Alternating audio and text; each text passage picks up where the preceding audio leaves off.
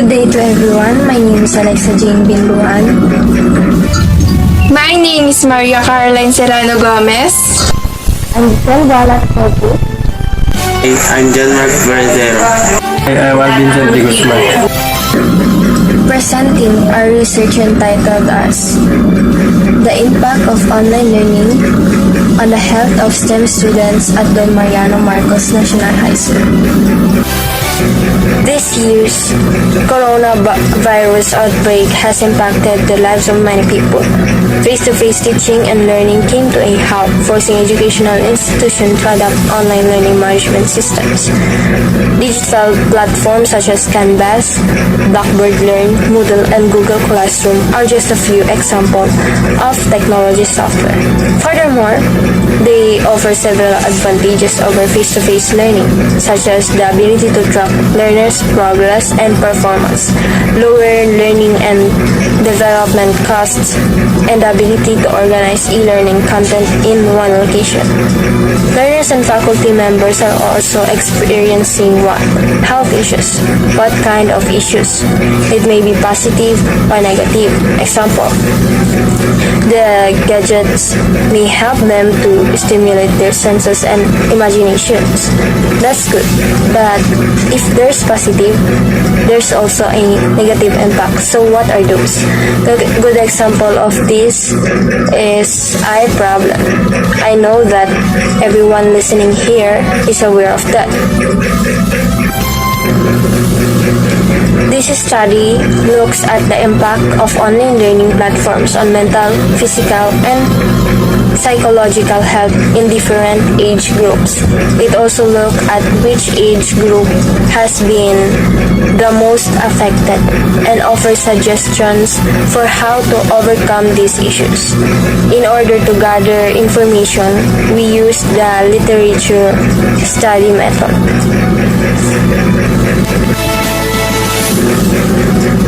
So, there are positive and negative effects of online lectures on students' health.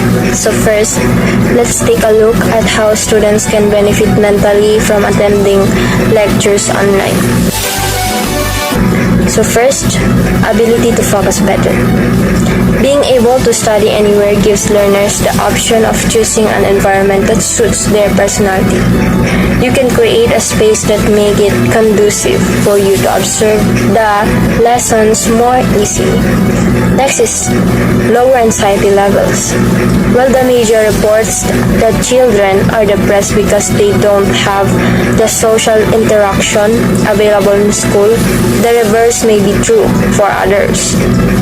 When you look at the bullying problem, you'll realize that many youngsters go through a harrowing experience every time they attend classes. For these individuals, their home is their refuge. Being away from bullies can give them peace of mind to study without feeling anxious. So next example is less peer pressure. Every individual is unique. When it comes to learning, some take in information at a slower pace than others. It can be stressful for such a student to try. You'll find that many of these individuals are embarrassed to ask their teacher to repeat what was said because they fear ridicule from their classmates. This situation makes it more stressful for them to absorb the information. With online tutorials, these learners will have more confidence in asking questions because there's no one to make fun of them. Students also have the comforting knowledge that they can watch the lesson repeatedly. Being able to pause and rewind the video whenever necessary assures them that they can pick up what they missed the first time. The last example of this is higher moral. For many children, their parents are the source of encouragement and support. The idea of having to move away from home to continue study can be daunting for many students. by attending lectures online, these individuals benefit from being in a familiar and safe environment and a moral boost from their family. Knowing that they can turn to someone anytime they want can put learners' minds at ease while they study. So let's move on, or let's know what are the negative impact of online learning on students' health.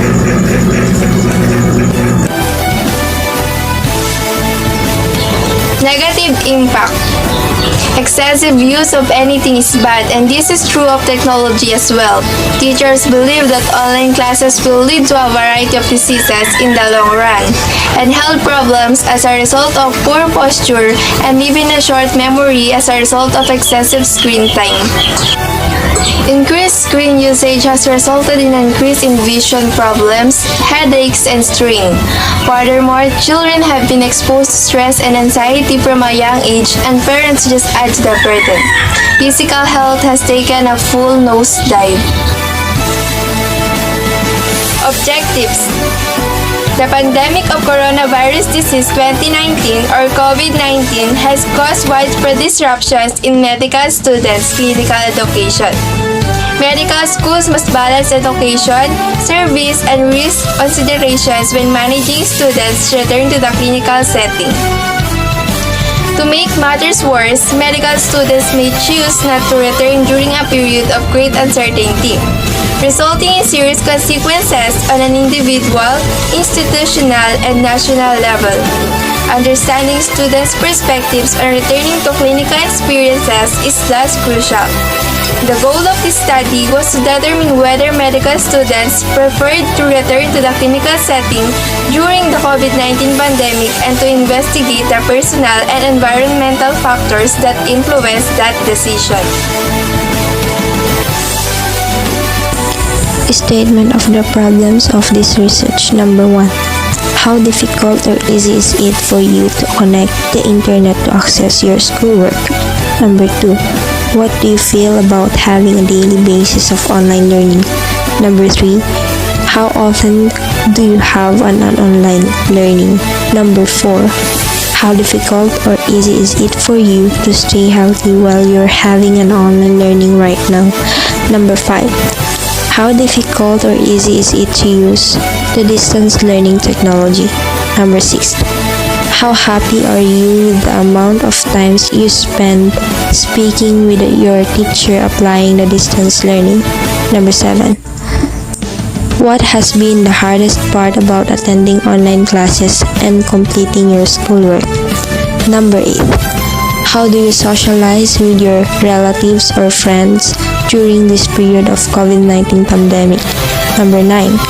How did you overcome the ill effect of online class on your health? Number 10. The last question is, does your head hurt every time you overuse gadgets? Emotional health. Chronic health problems are getting worse. Mental health problems are getting worse. Students may experience increased anxiety about staying on top of their schoolwork. Other teenagers may have difficulty concentrating or staying awake. While at home, stay focused being on video in front of others can cause anxiety. Some adolescents and young adults. Students may have difficulty receiving the additional educational support they require. Social health. Recommended just 30 minutes of screen time for primary students, 45 minutes for each classes, grade 1 to grade 8, and 45 minutes each for classes 9 to grade 12. But that's not working. Parents allege many schools are not following the direction, which anyway are not binding. Many children develop fever and headache after attending online classes. How do online classes impact mental health?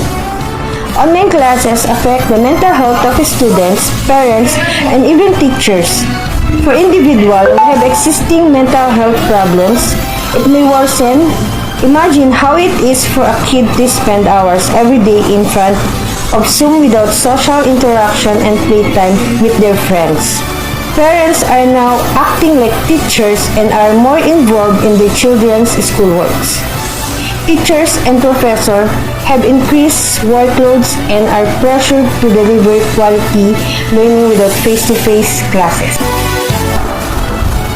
Virtual learning can cause fatigue.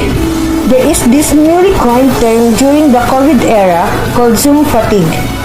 The term Zoom fatigue refers to feelings of exhaustion after long Zoom classes or video conference calls. It may not be a formal diagnosis, but Zoom fatigue does exist, especially in virtual learning. During an online class, there's information overload plus tracing the screen for prolonged period is mentally draining. It's more challenging for students to learn new information and even though they just sit in front of the computer. They feel like they are physically tired. Virtual learning fatigue is real and it may lead to anxiety and stress for both students and professors. Our respondents in this research are the STEM students at Don Mariano Marcos National High School.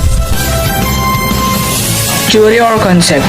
The theories or concept we use were survey items were aligned with a conceptual framework related to medical student preference for returning to the clinical setting during the COVID-19 pandemic, which is the framework was divided into three domains: A.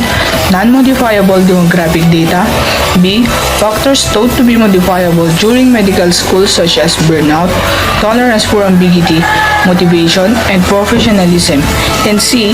Student perception of COVID-19 infection traced to themselves. Individual factors: demographics, age, gender, marital status, year of study; personal attributes: burnout, tolerance for ambiguity, motivation, goal orientation, learning strategy, professional identity. Perception of COVID-19 risk to self, perceived risk of infection, belief in severity of illness, perceived risk, belief in severity, or personal risk. Student preference for immediate return to clinical training during the COVID-19 pandemic. Return, not return. The COVID-19 pandemic has a significant worldwide impact on the lives of more than 1.6 billion students at its peak and their schooling. The lockdown caused the school to rapidly adapt and pursue method learning using modular and online methods. The health and safety of everyone is the most priority during the pandemic, and online schooling is the most best option during this time. And therefore, this study was conducted to better understand the impact of online class on the health of students during the COVID-19 pandemic and investigate the students' life. Okay, so I have some few questions to see if you already familiarized to our research. How did you come up with this title? To obtain this title, we realized from previous student study in which we looked for a research paper and reviewed what they did not say that we needed to know, which what we opted to investigate. We conducted this study because there are issues. Ulit. Basta ito, question number 2. We conducted this study because there are issues with the students' health when using technology for online learning. In this study, we conducted a detailed examination of the same issue with the ultimate goal of determining preventive measures. This way, we can easily determine what online learning preventive measures are available to avoid the negative effects of online learning on students' health. And that's it. That is the end of our presentation. And again, saya Managsabiluan.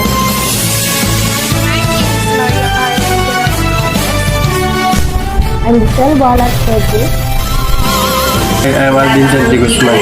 John Mark Verdero. Presenting our research entitled as the impact of online learning on the health of STEM students of Don Mariano Marcos National High School.